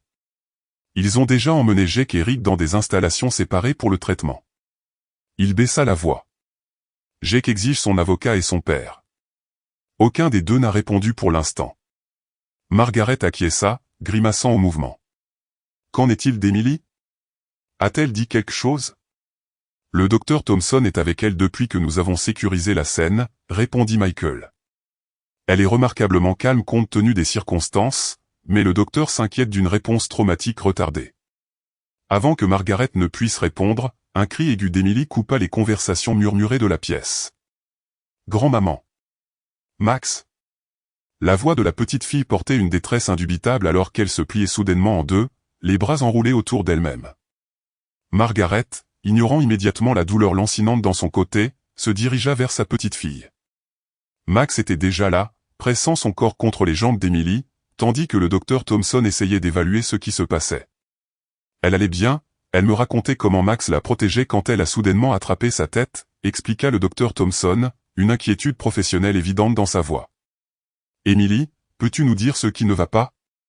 Le visage d'Emily était devenu alarmant pâle, ses petits traits tordus de douleur. J'ai très mal à la tête, gémit-elle, et les lumières sont trop vives. Elle pressa ses mains contre ses yeux, un geste déconcertant pour une enfant qui était complètement aveugle depuis plus d'1 an.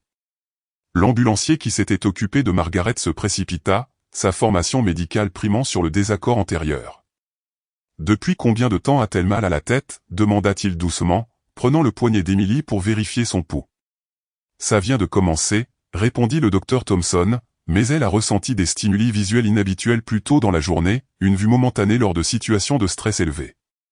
L'expression de l'ambulancier devint plus nette. Cela pourrait indiquer une pression intracrânienne accrue.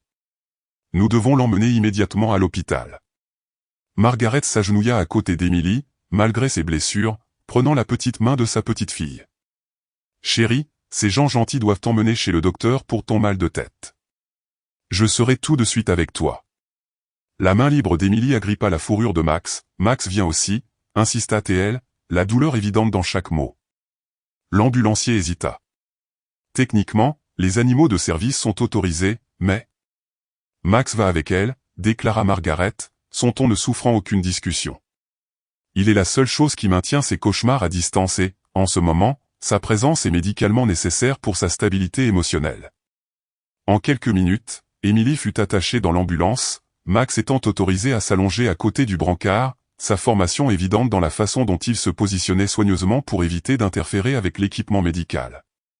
Margaret était assise en face, tenant la main d'Emily, tandis que les ambulanciers établissaient une voie intraveineuse et administraient le traitement initial pour ce qu'ils soupçonnaient être un gonflement intracrânien dangereux. Le service des urgences de l'hôpital était préparé à leur arrivée, le neurologue pédiatrique attendant déjà. Lorsque les portes de l'ambulance s'ouvrirent, Emily fut immédiatement conduite à l'imagerie, Max restant à contre-cœur avec Margaret dans une salle d'attente privée désignée pour la famille. Il y a quelque chose qui ne va pas avec son cerveau, n'est-ce pas? Demanda Margaret au médecin traitant qui était resté pour surveiller ses propres blessures. La vue momentanée, maintenant cette douleur. L'attitude professionnelle du médecin s'adoucit avec compassion. Le neurologue devra examiner les scanners, mais oui, il est possible que la blessure d'origine de l'accident ait développé des complications. Parfois, une pression accrue peut s'accumuler lentement sans symptômes, puis s'aggraver soudainement. Margaret se pencha en avant, les coudes sur les genoux, la position aggravant ses côtes fêlées mais offrant un certain soulagement face au poids écrasant de la peur. Est-ce qu'elle? La question resta inachevée, trop terrible pour être pleinement articulée. Le docteur Winters est l'un des meilleurs neurologues pédiatriques de l'État, offrit le médecin, au lieu de fausses assurances. Elle est entre de bonnes mains. Max gémit doucement, pressant son museau contre la main de Margaret, son intuition canine sentant la gravité de la situation même sans comprendre ses spécificités médicales. Pour la première fois cette nuit, Margaret s'accorda un moment de faiblesse, enfouissant son visage dans la fourrure du berger alors que des larmes silencieuses s'échappaient. Une heure passa avec une lenteur atroce avant que le docteur Winters, une grande femme aux cheveux prématurément argentés, n'entre dans la salle d'attente. Son expression était soigneusement neutre, de la manière que les médecins expérimentés apprennent à maîtriser lorsqu'ils annoncent de mauvaises nouvelles. Madame Johnson, commença-t-elle, prenant le siège en face de Margaret. Les scanners d'Emily montrent une lente hémorragie qui a probablement commencé au moment de l'accident d'origine. Elle a progressivement augmenté la pression sur son nerf optique et les tissus cérébraux environnants. Margaret se redressa, la discipline militaire se réaffirmant. Qu'est-ce que cela signifie pour sa vue, pour son rétablissement? La pression explique la perception visuelle momentanée qu'elle a ressentie, essentiellement des signaux aléatoires qui passent lorsque la pression fluctue. Les événements de ce soir, le stress et la peur, semblent avoir exacerbé la condition. Le docteur Winters se pencha en avant, son regard direct et compatissant. Nous devons opérer immédiatement pour soulager la pression et réparer les vaisseaux sanguins endommagés. Va-t-elle recouvrer la vue? Demanda Margaret, la question émergeant à peine plus qu'un murmure. L'hésitation du docteur Winters en disait plus que les mots ne pourraient jamais le faire. Les dommages au nerf optique sont importants, mais bien que soulager la pression puisse prévenir d'autres lésions neurologiques, je ne peux pas en toute conscience promettre la restauration de la vision. Notre principale préoccupation est de prévenir les complications potentiellement mortelles de l'hémorragie. L'honnêteté brutale, bien que dévastatrice, était quelque chose que Margaret pouvait respecter. Que voulez-vous de moi? Nous avons besoin d'un consentement chirurgical immédiat. L'équipe se prépare maintenant. Elle tendit à Margaret un presse-papier avec des documents officiels. Je dois vous avertir qu'il existe des risques importants avec cette procédure, compte tenu de l'emplacement du saignement et de l'âge d'Emily. Margaret signa sans hésitation, sa main remarquablement ferme malgré la tourmente intérieure. Quand puis-je la voir avant l'opération? Vous avez 5 minutes pendant qu'il termine les préparatifs, répondit le docteur Winters en se levant. Le chien devra rester ici. Max gémit à nouveau, plus insistant. Margaret regarda le berger, puis le médecin. 5 minutes pour nous deux, rétorqua-t-elle. Il a été avec elle à travers tout. Elle aura moins peur avec lui là-bas. Brièvement, le docteur Winters considéra cette demande inattendue, les protocoles médicaux se disputant avec la compassion. 3 minutes, et le chien doit être approuvé par le contrôle des infections de l'hôpital en premier. Je vais envoyer quelqu'un avec des lingettes désinfectantes.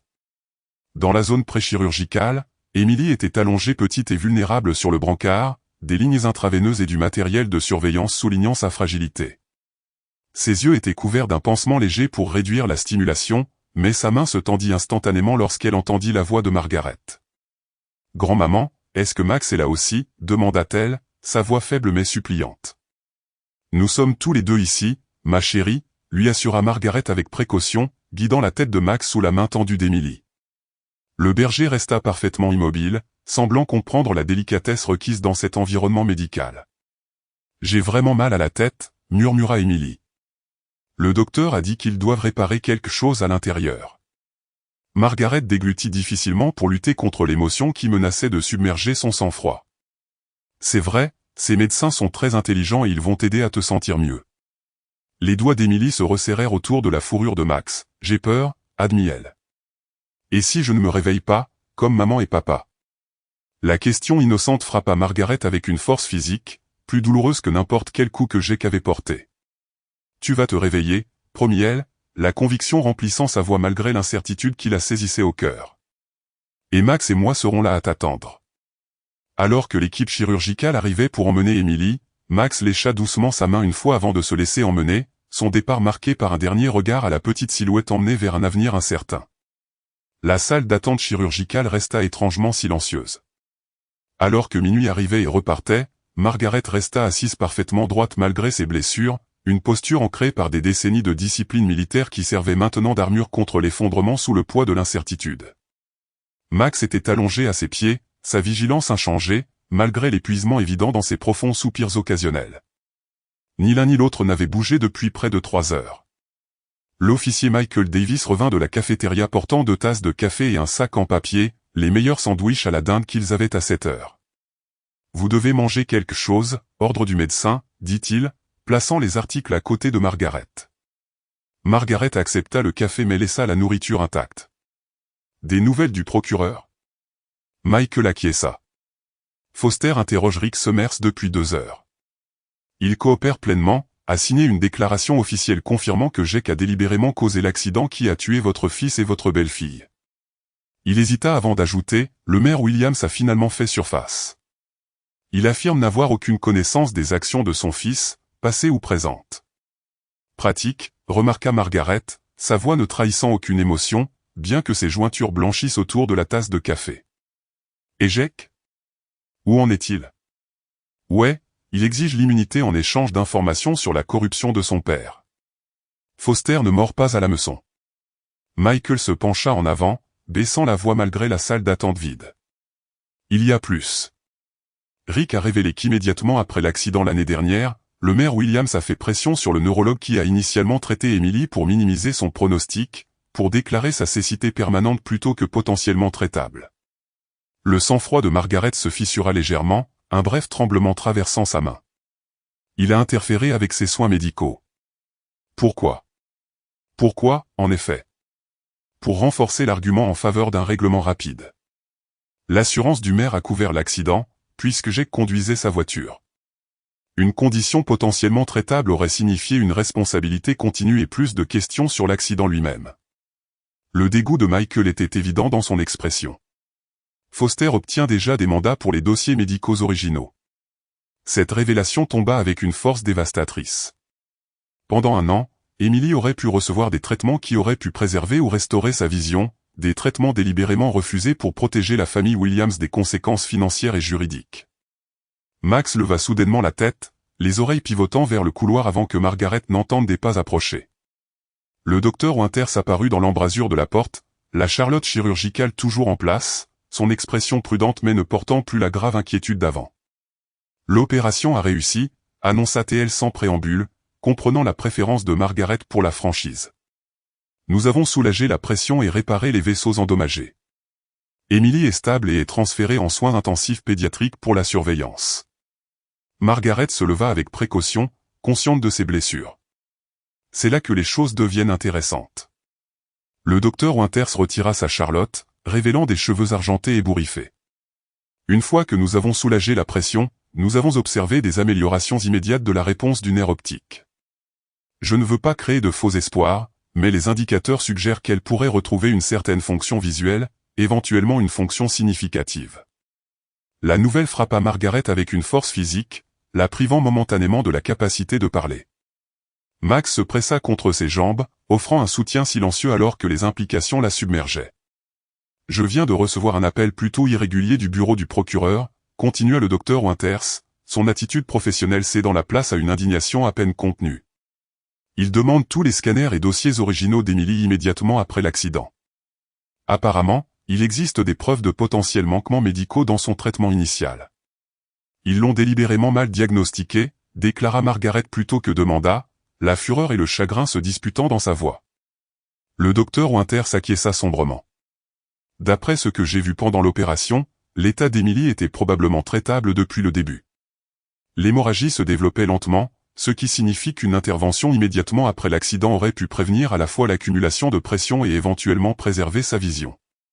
Elle hésita avant d'ajouter, « J'ai déjà fourni des conclusions préliminaires au bureau du procureur et, en tant que médecin actuel d'Emily, je veux que vous sachiez que je suis prête à témoigner si nécessaire. » Le plein impact de cette trahison, non seulement l'accident lui-même, mais le refus calculé de soins médicaux appropriés, submergea momentanément le sang-froid soigneusement maintenu de Margaret. Sa main trouva la tête de Max, puisant sa force dans la présence solide du berger. « Quand puis-je la voir » demanda-t-elle, s'éloignant d'une émotion qu'elle ne pouvait pas se permettre de gérer pour le moment. Elle est en train de s'installer en soins intensifs maintenant. Elle dormira probablement toute la nuit à cause de l'anesthésie, mais vous pouvez vous asseoir avec elle. Le docteur Winters jeta un coup d'œil à Max. La politique de l'hôpital interdit les animaux en soins intensifs, mais compte tenu des circonstances et de son statut d'animal de service, j'ai reçu une autorisation spéciale pour des visites limitées une fois qu'elle sera consciente. Alors que l'aube se levait sur Oakdale, peignant les fenêtres de l'hôpital d'une pâle lumière dorée, le procureur Caroline Foster arriva aux soins intensifs pédiatriques, sa démarche déterminée la conduisant directement à l'endroit où Margaret montait la garde près du lit d'Emily. L'enfant resta sous sédatif, petite et vulnérable parmi l'équipement de surveillance, un bandage substantiel enroulé autour de sa tête. Madame Johnson, salua doucement Foster, consciente de l'enfant endormi. Je suis désolé de vous interrompre, mais il y a eu des développements importants que je pensais que vous devriez entendre immédiatement. Margaret acquiesça pour qu'elle continue, ne quittant jamais des yeux le visage d'Emily. Rick Summers a fourni un témoignage complet sur l'accident et la dissimulation subséquente. Nous avons exécuté des mandats de perquisition au domicile, au bureau et aux installations de stockage privées du maire Williams. L'attitude professionnelle de Foster se fissura légèrement, laissant entrevoir un accès de rage personnelle. Nous avons récupéré des conversations enregistrées entre le maire et le docteur Grant Peterson, le neurologue initial d'Emily, discutant explicitement de la suppression des options de traitement qui auraient pu restaurer sa vision. L'expression de Margaret resta inchangée, bien que quelque chose de dangereux scintilla dans ses yeux. Échec ? C'est le développement le plus inattendu. Foster posa sa mallette sur une chaise voisine, en sortant une tablette. Une fois que nous l'avons confronté au témoignage de Rick et aux preuves des dossiers de son père, Jake Williams a connu ce que son avocat appelle une crise de conscience. Il a fourni un aveu vidéo, non seulement sur l'accident, mais sur la corruption systématique de son père. Je pensais que vous voudriez peut-être voir une partie de celui-ci. L'écran de la tablette montrait Jake assis à une table d'entrevue, son arrogance antérieure totalement absente. Son visage semblait hagard, les yeux rouges, cernés de ce qui semblait être des larmes sincères. Je l'ai délibérément poussé hors de la route, déclara la voix enregistrée de Jake avec une clarté tranquille. Thomas Johnson m'avait embarrassé lors d'une collecte de fonds caritative plus tôt cette semaine-là, dénonçant mon comportement devant des personnes importantes. Quand j'ai vu sa voiture ce soir-là, j'étais ivre et en colère. Je voulais lui faire peur, pas le tuer. Il fit une pause, luttant visiblement avec l'émotion. Cela semblait incongru avec l'homme qui avait menacé Emily quelques heures plus tôt. Quand j'ai vu la petite fille être retirée de l'épave, quelque chose s'est brisé à l'intérieur de moi, mais mon père a dit qu'il s'occuperait de tout, que personne n'avait besoin de savoir ce qui s'était réellement passé. Foster mit la vidéo en pause. Il continue à détailler comment son père a orchestré la dissimulation, y compris en interférant avec les soins médicaux d'Emily, pour renforcer leur position de négociation pour le règlement. Jake prétend que revoir Emily au café a déclenché un véritable remords. Qui s'est rapidement transformé en panique quand il a réalisé qu'elle pouvait se souvenir de lui. Un repentir tardif, observa Margaret, son ton neutre. Après qu'il soit pris. Peut-être, reconnut Foster, mais son témoignage contre son père est dévastateur et corroboré par les preuves que nous découvrons.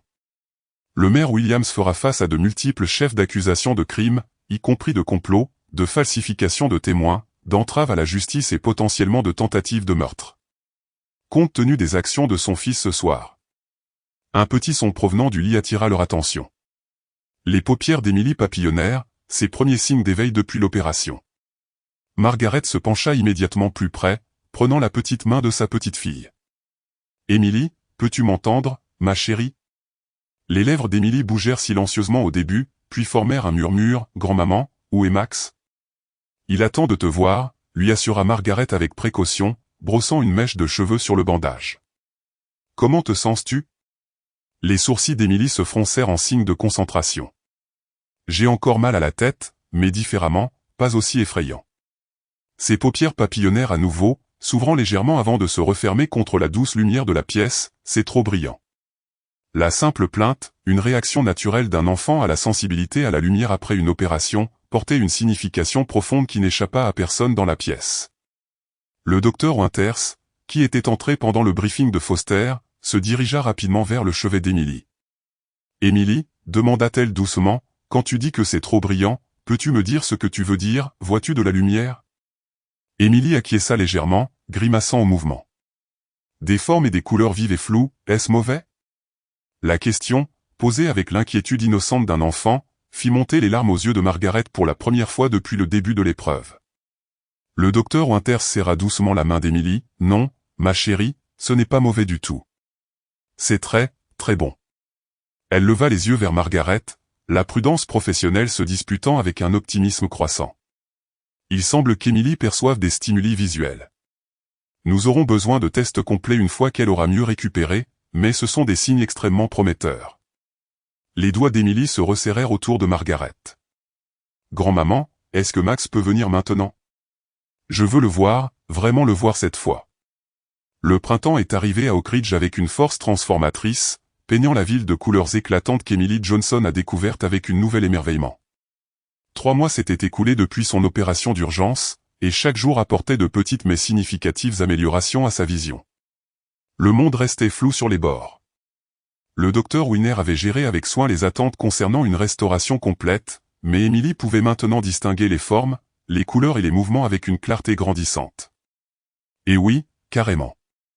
Aujourd'hui marquait une étape spéciale alors qu'elle était assise sur un banc dans le parc mémorial, des lunettes spécialement conçues posées sur son petit nez, regardant un rassemblement communautaire avec une excitation visible. Ils accrochent une banderole, « Mamie », observa-t-elle, pointant vers le pavillon où des bénévoles étiraient une grande pancarte indiquant « Journée des héros communautaires d'Oak Ridge ». Sa voix portait l'émerveillement perpétuel de quelqu'un redécouvrant un monde autrefois considéré comme définitivement perdu. Margaret, ses côtes entièrement guéries mais se déplaçant avec la légère prudence qui subsistait après ses blessures, sourit à l'enthousiasme de sa petite fille. « Peux-tu lire ce qui est écrit ?» demanda-t-elle, faisant partie de leur pratique quotidienne de renforcement des capacités visuelles en développement d'Emily. Emily plissa légèrement les yeux, se penchant en avant avec détermination. « Oak Ridge », commença-t-elle lentement, calmement, « journée des héros communautaires », mais la réussite apporta un sourire triomphant à son visage. « Tu l'as fait parfaitement », confirma Margaret, posant une main sur la tête de Max alors que le berger était assis attentivement à côté d'Emily. Le chien s'était remarquablement adapté aux besoins changeants d'Emily, ajustant ses techniques de guidage à mesure que sa vision s'améliorait, tout en conservant ses instincts protecteurs. Son gilet de service restait, mais portait maintenant un écusson supplémentaire, Héros K9 d'Oak Ridge. Sarah Thompson s'approcha de leur banc, portant un bloc-notes et arborant l'expression satisfaite d'une professionnelle témoin de progrès remarquables. Leur séance de thérapie avait évolué de la gestion des traumatismes au conseil d'adaptation, aidant Emily à naviguer dans sa réintégration dans un monde visuel. « Quelqu'un a l'air prêt pour son grand moment », observa le docteur Thompson, prenant place à côté d'elle.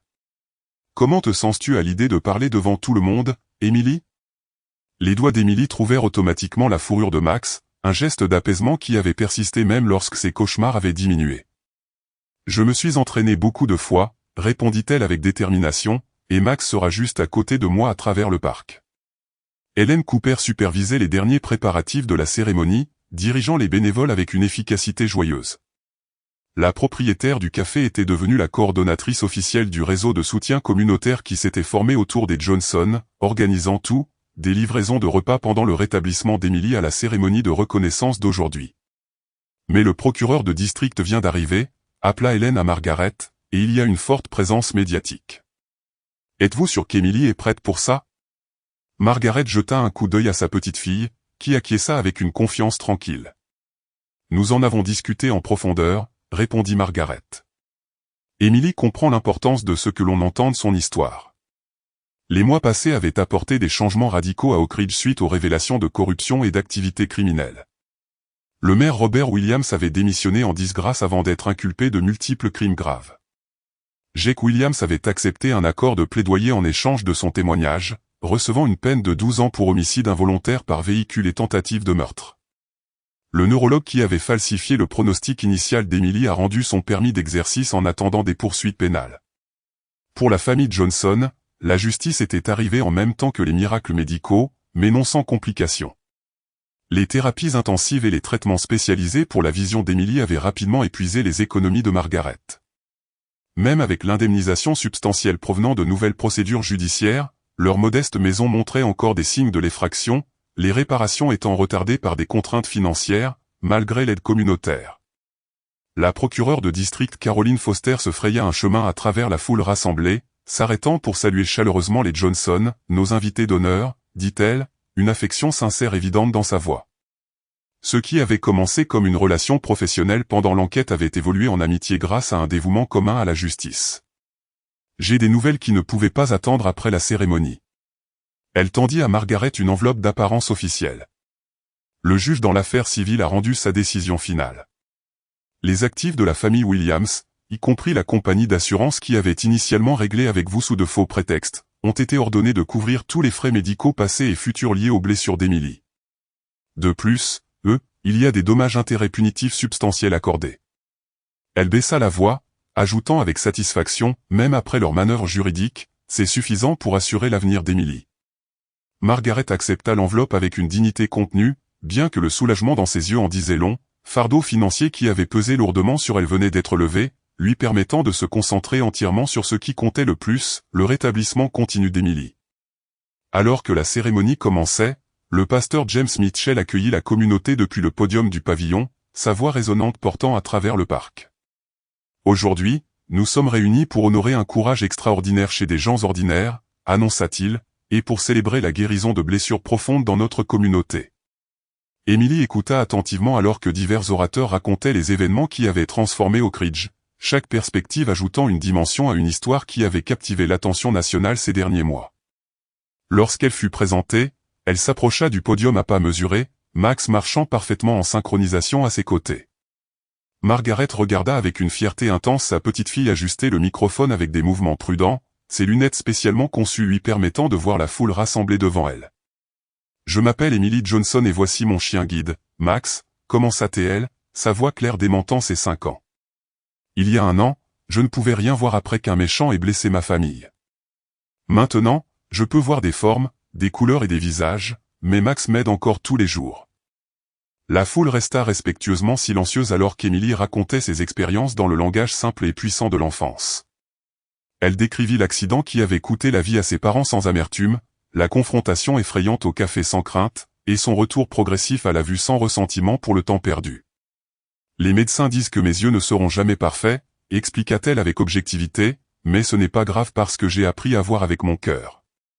Quand mes yeux ne pouvaient pas fonctionner, elle se pencha pour caresser la tête de Max. Max m'a appris qu'il voyait la vérité quand personne d'autre ne le pouvait. » L'expression composée de Margaret ne vacilla jamais, bien que ceux qui la connaissaient bien pouvaient reconnaître le courant émotionnel sous son extérieur calme. Le parcours d'Emily les avait transformées toutes les deux, forgeant quelque chose de remarquable à partir de la tragédie. Une fois la cérémonie terminée, l'officier Michael Davis s'approcha avec un compagnon inattendu, un jeune berger allemand portant un gilet d'entraînement K9 de la police. « J'ai pensé que vous aimeriez rencontrer le neveu de Max, » expliqua-t-il, permettant au chien de se saluer avec une tenue professionnelle. « Il commence tout juste sa formation avec notre département. » Emily s'agenouilla prudemment, son amélioration de la vision lui permettant d'apprécier la ressemblance du jeune chien avec son compagnon bien-aimé. « Il ressemble à Max sur les photos de quand il était chien policier, » observa-t-elle attentivement, offrant sa main pour que le chiot la renifle. « C'est pourquoi je voulais que vous le rencontriez, » répondit Michael. « Notre département a rebaptisé notre programme de formation K9 en l'honneur de Max. Ce petit gars est le premier diplômé du programme Maxwell Courage. » La suite de la journée se déroula avec une célébration communautaire, le parc se remplissant de conversations et de liens qui avaient grandi à partir de l'adversité partagée. Alors que le coucher du soleil approchait, Margaret, Emily et Max rentrèrent chez eux, passant devant le café Cooper où tout avait commencé. « Pouvons-nous nous arrêter 1 minute ?» demanda Emily, étudiant la terrasse du café avec une perspective nouvelle. « Je veux voir où c'est arrivé. » Margaret hésita, mais reconnut la valeur thérapeutique pour Emily de confronter l'espace à partir d'une position de pouvoir. Elles s'arrêtèrent à la même table qu'elles avaient occupée des mois plus tôt, le regard d'Emily balayant le décor maintenant familier avec une intensité curieuse. « Ça a l'air plus petit que je ne l'imaginais, » remarqua-t-elle pensivement. « Dans ma tête, tout était si grand et effrayant, mais c'est juste un endroit normal. » Margaret s'émerveilla de la sagesse de sa petite fille, exprimée avec une simplicité enfantine. « C'est souvent vrai des choses qui nous effraient, » observa-t-elle. « Elles semblent moins puissantes quand nous pouvons vraiment les voir. » Alors qu'elle continuait vers la maison, la main d'Emily bien serrée dans celle de Margaret, Max marchant fidèlement à leur côté, les ombres du soir s'étiraient sur les rues d'Oak Ridge. Leur modeste maison apparut au loin, fraîchement peinte en jaune joyeux, une rénovation surprise réalisée par des bénévoles pendant qu'elles assistaient à la cérémonie. « Notre maison a l'air différente », s'exclama Emily, son amélioration de la vision capturant la transformation. « Le pasteur Mitchell a mentionné un petit projet communautaire », expliqua Margaret, également surprise par l'ampleur des travaux. « Il semble que nos voisins avaient de plus grands projets qu'ils ne l'ont révélé. » Sur le porche se trouvait une nouvelle chaise à bascule, à côté de celle, plus petite, d'Emily, et accrochée au-dessus de la porte, une pancarte en bois sculptée à la main qui disait simplement « Les Johnson, Max, famille de héros ». Emily étudia la pancarte avec une concentration particulière, son doigt traçant chaque lettre alors qu'elle lisait à voix haute.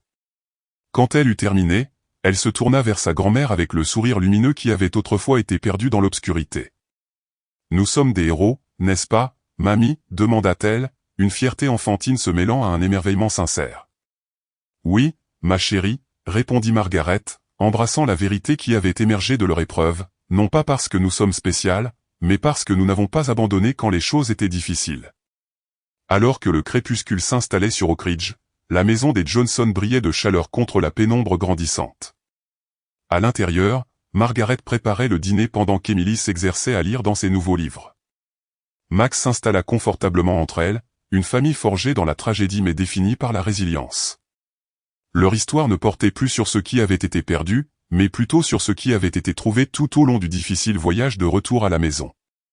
Alors que nous cheminons à travers les années d'automne de la vie, l'histoire d'Emily et de Margaret nous rappelle que notre plus grande force émerge souvent dans nos moments les plus sombres. Comme Margaret, beaucoup d'entre nous se retrouvent confrontés à des défis inattendus, élever des petits-enfants, faire face à des crises de santé, ou tenir bon face à l'injustice lorsque nos corps ne possèdent plus la force qu'ils avaient autrefois. Pourtant, l'âge apporte une sagesse que la jeunesse ne peut connaître, une expérience qui devient notre plus grand atout lorsque nous affrontons les tempêtes de la vie. La formation militaire de Margaret lui a bien servi, mais c'est son amour inébranlable pour Emily qui s'est avéré le plus puissant. Max représente les fidèles compagnons qui se tiennent à nos côtés lorsque les autres peuvent faiblir, qu'ils marchent sur 4 pattes ou 2. Rappelez-vous que notre valeur ne diminue pas avec l'âge ou les limitations physiques. La plus grande contribution de Margaret n'est pas venue malgré son âge, mais en raison de la sagesse et de la détermination que ces années avaient cultivées. La communauté qui s'est mobilisée autour de cette famille nous montre que l'isolement ne doit être que temporaire. Lorsque nous partageons nos fardeaux, nous découvrons souvent des alliés inattendus qui attendent de nous aider à assumer le fardeau. Quel que soit notre âge, nous restons des fils essentiels dans la tapisserie de nos communautés, capables d'un courage immense, dignes de justice et méritant une seconde chance. J'espère que vous avez apprécié l'histoire d'aujourd'hui. Abonnez-vous à la chaîne pour ne pas manquer d'autres histoires comme celle-ci. Laissez un like et commentez ci-dessous ce que vous avez pensé de l'histoire. À bientôt dans la prochaine vidéo.